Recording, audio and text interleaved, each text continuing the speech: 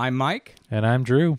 Welcome to Mike and Drew at Mountain View podcast. This is our first episode that we're going to publish, right? In theory. It may not get published for a little bit, but we'll see what happens. Drew, talk a little bit about something that came to mind when we discussed what our first podcast should be. yeah, so I'm on TikTok like all the time, probably too much. We can talk about that in another podcast. But I got this TikTok, and there's this guy saying, all right, I'm going to introduce this idea of quiet quitting. And it's this idea that I'm doing way too much at work and I don't care anymore. And I'm just going to, take a back seat and start doing the bare minimum. And if they fire me because of that, that's fine. I wanted to quit anyway. But at least for now, I'm going to keep taking in a paycheck. And so I thought it would be interesting to discuss because some people are taking it as, laziness. But some people are taking it as like retaking your personal life a little bit. And instead of like working to live, you live, or instead of living to work, you work to live. Right. And that is a very ambiguous term. Quiet quitting, you're going to find a lot of disagreement in even defining what it is, and that's 100%. Good. I think it's a conversation piece. Yeah. Because quiet quitting, when I look at it in a healthy way, I would say quiet quitting is actually sustainable living, because in a good way, you're wanting to say, I'm going to quit doing the extra things that are not necessary and are not required for my life, and I'm going to have a healthy work-life balance. Now, that being said, there's an episode podcast I shared on NPR from September where that's discussed, all the different definitions of this concept. And as believers, it is a little puzzling because the Bible's not super clear on a phrase like work-life balance or on a phrase like workaholism, the things that we've become more familiar with, and I'd even say sensitive to in our generation, because we've seen the damaged relationships from overworking, and we've seen the fruitlessness that comes from giving your whole life to a company or an industry, and they don't really love you back. Yeah. And that's something I actually wanted to talk about. So, we had a board meeting last night, and someone had kind of made this off comment of, free market capitalism always works.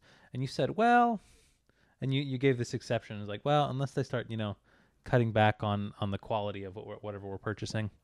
And I was thinking about this, and I was like, free market capitalism does seem to work if there is these values that go with it. So these values of like hard work, integrity. And I think for a long time, America had those values, and we still recognize that they're good things, but they're not being the top value in our businesses, in our society. And so I think what happens is, we value things like hard work, and then our bosses start to exploit that. And so then we're like, okay, hold on. If you're not going to take me seriously, I'm going to start, backing up a little bit. So I was thinking about that as I was thinking through all of this. Sure. And exploitation is something that continues to be revealed in all kinds of levels, not just the work conversation, but exploitation is an important part of this topic, because that's what quiet quitting is supposedly the antithesis of this is to say, hey, my time in my life is worth something. Yes, I have a lot to learn. Yes, I can always grow. And yes, I want to be submissive to the proper authorities, but I, at the same time, will not just be pushed around and used as a cog in the wheel and not grow, and not also, like you mentioned earlier, this phrase of living to work. I'm not going to live to work. That's not biblical, and it's not healthy. And for us, something I was reading, an article entitled, I've reached my breaking point as a pastor, but that doesn't have to mean broken relationships with others, by Peter Chen from February 2nd, 2022. He pointed out that a new Barna study discovered that 38% of pastors like us have given real serious consideration to quitting the ministry in the past year. And I would not put myself in the 38% that has considered quitting, but I would definitely put myself in the category of someone who asks if the ministry I currently have is fulfilling my call from God into ministry. So I don't assume I can just plug into a ministry and camp out and work myself to death. I assume that I am called by God to fulfill a purpose on this planet. And for me, that's in a ministry.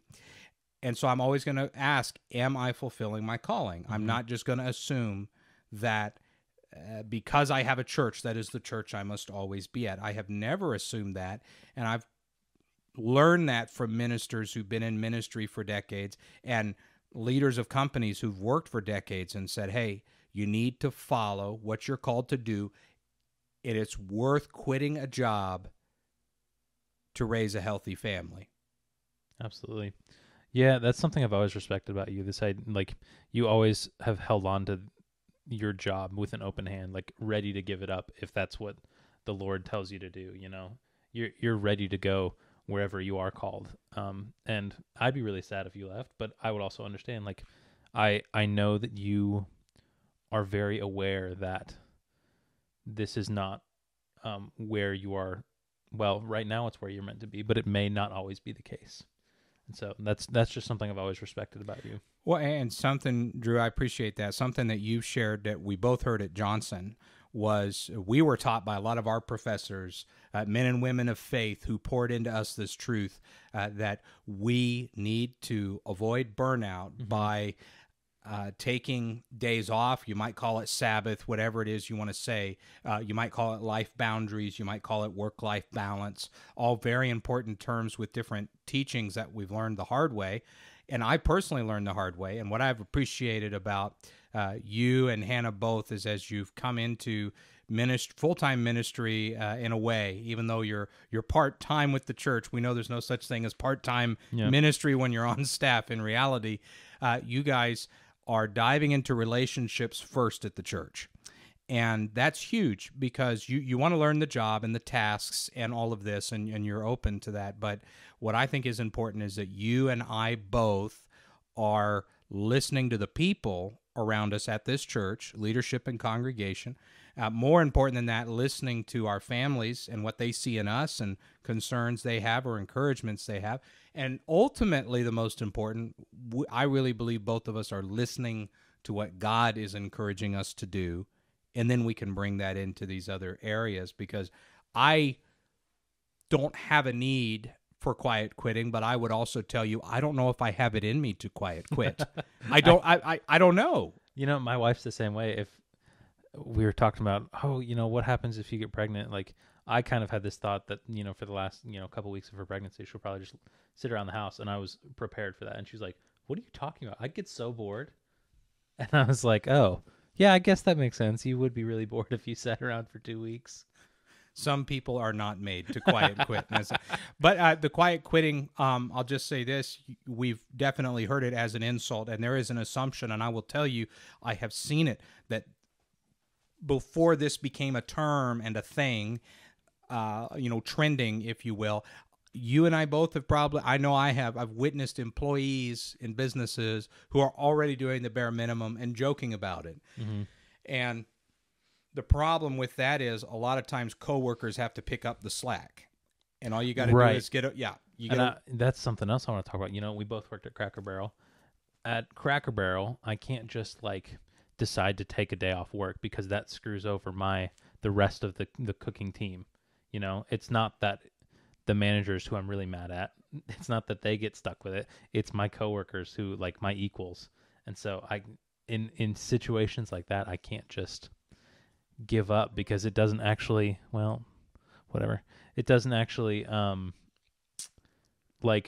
who I really want it to hurt. Right. It hurts my coworkers. That's the tricky part. And I remember that as well, being a server at Cracker Barrel, that I would get phone calls last minute and say, hey, so-and-so dropped out. Well, we all on the staff knew, all the other servers knew there was a concert that night this person wanted to go to. Yep. And rather than saying, hey, can I have Thursday night off in 2 weeks, they call out sick. And we knew this was going to happen. Yep. And I would get a call. The only question was, who's going to get called in to fill the shift? I get called in.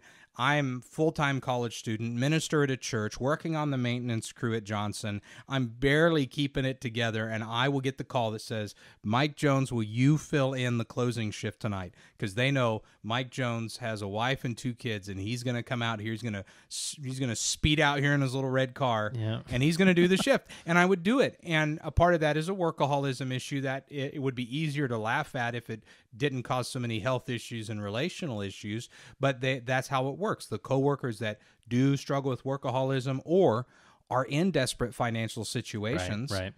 They're going to pick up the shifts, and it's still going to wreck their lives in a way. And matter of fact, you mentioned management. You said it's not going to hurt who it needs to hurt, right? Because there's irresponsible management and overbearing management and unreasonable management. And in another article titled, Is Quiet Quitting Real? By Jim Harder from September 6th of this year, 2022, one of the things they point out as the solution to quiet quitting is first address it could be in this case, first address manager engagement. Only 1 in 3 managers are engaged at work. Senior leadership needs to reskill managers to win in the new hybrid environment. And by new hybrid environment, they're talking about the freedom to work from home. And we saw this in the, what was it called last year? The mass resignation? The Great Resignation. The Great Resignation. Yeah. Okay, this was what it was, is people said, hey, I can work from home, have a healthy breakfast without running out the door, and work in my pajamas, and it's not the end of the world. And I don't have to sit in traffic, which is not healthy. And so the big answer, I think one of the big answers that you just pointed out in any scenario, whether it's the eldership board at a church or the managers in the retail or restaurant industry, is to be engaged with the job and engaged with the employees, because one of the leading reasons for the better side of quiet quitting, and that is I want to make better of myself, and this place is just draining me dry and getting me nowhere. On that side of it, one of the big complaints is I don't think my management cares about me. Yeah. I think back to some of the bosses that I've had in the past. It's like, there's some managers at Cracker Barrel that, you're closing up, you got to wipe down all the countertops and stuff. And there's some bosses that'd be like, hey, you missed a spot right there, do that. And so, you'd have to get a new rag and go do it. Or there's some managers who would walk in and say, oh, you missed that, let me get that for you. And that's a huge difference. Yeah. It's so small, but that's a huge difference. And oh, that person actually cares about me, and they want the best for me, and that's huge. So maybe it comes down to a leadership issue that we need to have better bosses in our businesses. It sounds like we may have even had the same shift managers, because I know all 3 of the styles. I saw that there. I saw the ones who would already start bussing tables. They'd go out with their own tub and start bussing tables towards the end when we were getting ready to wrap up in the kitchen. They were a part of what we were doing. Yeah. I also saw the ones who, I'm just going to say, pretended they had a bunch of personnel issues to deal with and a bunch of phone numbers. And we'd walk by their office and they're playing solitaire on the computer, and so you could see that. And I understand that the manager should have the freedom to trust their staff to do the work. They should.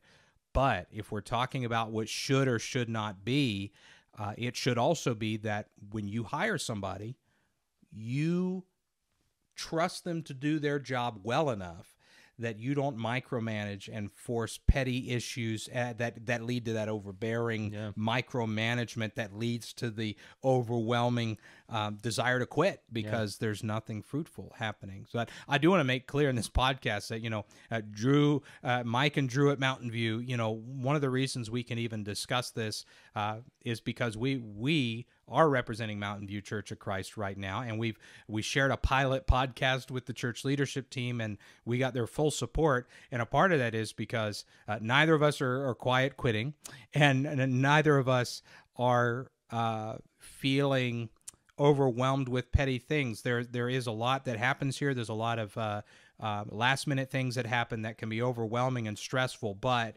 we feel the freedom in this leadership team environment to put our relationship with God first, and if we need a day to breathe, take a day to breathe. And, if we need a day a month or something like that to just breathe and get a mental break, we have the freedom to take care of our families the way we need. Mm-hmm. And that's not true of every small church. And I could tell stories of another time in another podcast about burnout. But in this podcast of quiet quitting, if God called us somewhere else, I don't think we would have the need to quiet quit here. And to be honest, with this kind of church, I think it would get noticed pretty quick if we were dropping the ball on some things. And so I know whoever's listening to this, you might have a completely different environment than we do. And, there's some encouragement there here in a minute, but Drew, is there anything else, related to quiet quitting that would be helpful for somebody struggling with this right now? Yeah, I would say, like, talking about boundaries, set those boundaries early on. I remember, I don't know if you remember this, during my interview here, one of the church members was sitting around the table and he said, Drew, ministry takes a lot more than, 30 hours a week. And I was like, well, actually, I'm going to try and keep my 30 hours pretty tight. I don't think I'm going to go much over that. And I was able to be honest about that.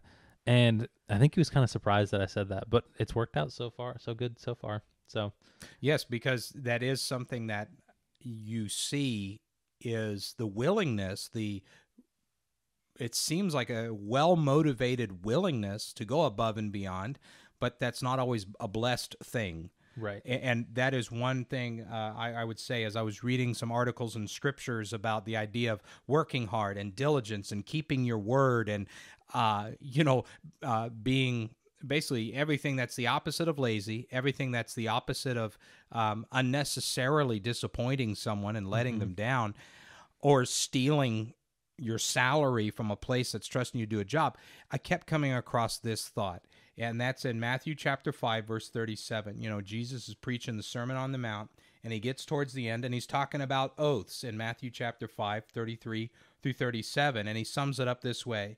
All you need to say, and this is coming from the New International Version, all you need to say is simply yes or no. Anything beyond this comes from the evil one, right? And so to me, that's the summary of the quiet quitting conversation is not, what's the exact level of work and all of that. I think it is, hey, did you agree to do a job and are you doing that job? Okay.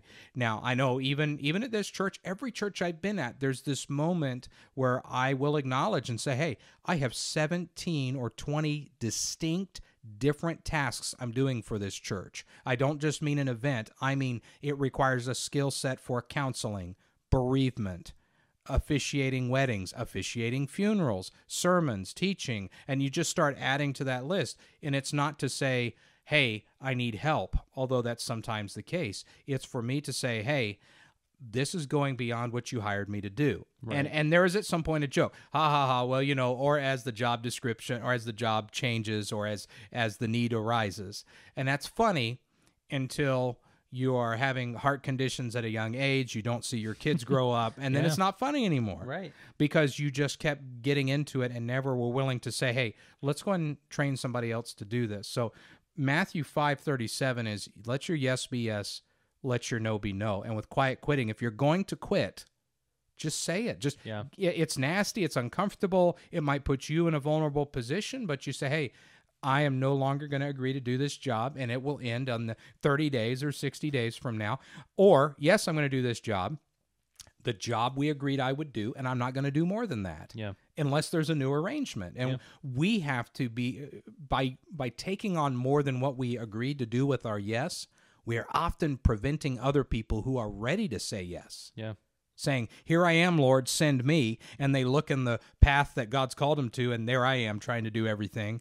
And they're like, well, I guess that need is filled. And I think often we are preventing discipleship with our workaholism. And I say I'm just, me and my experience, I've seen it, and I think it's a problem for anybody who wants to serve in ministry. Yeah, definitely have the courage to step up and have those conversations. Stand up for yourself in a kind way.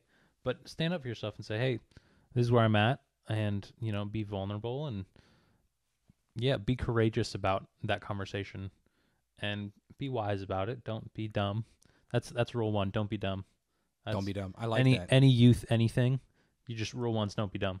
So, yeah, that's really all I got. Do you have anything else? Well, I like the great theologian Dwight Schrute from The Office. You know, he talked about salesman advice, and he said his manager, if you've seen it, you know, one of the protagonists, Michael Scott, you know, he says, keep it simple, stupid. And Dwight says, great advice, hurts my feelings every time. And I see this in Galatians chapter 6:9. Let us not grow weary in doing good. Now, I'll just say we'll end this here. Galatians chapter 6, verse 9.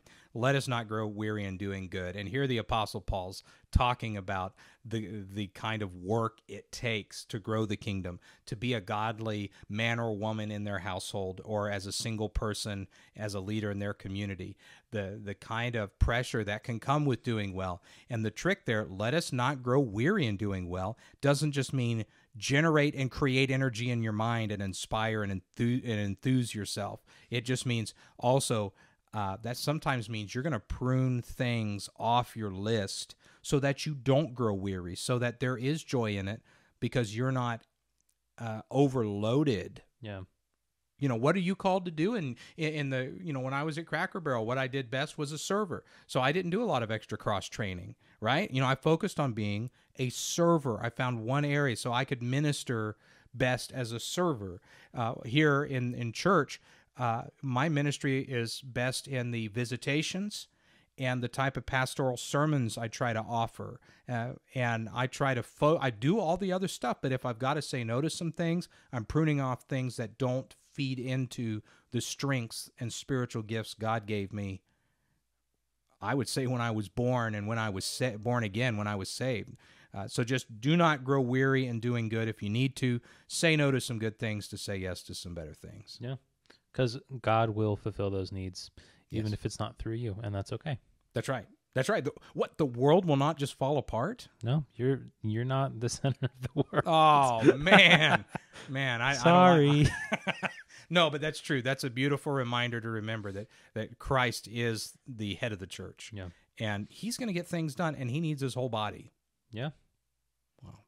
Well, this has been Mike. And Drew. And we're at Mountain View. We are at Mountain View. Mike and Drew at Mountain View. Thank you for listening, and we look forward to some more episodes. And if this is shareable, share it. Yeah, we'll make that happen. And eventually we'll have an email set up. We'll let you know when that happens as well. That's right. Okay, we're gonna land one more time. This has been Mike And Drew. And we're Mike and Drew at Mountain View.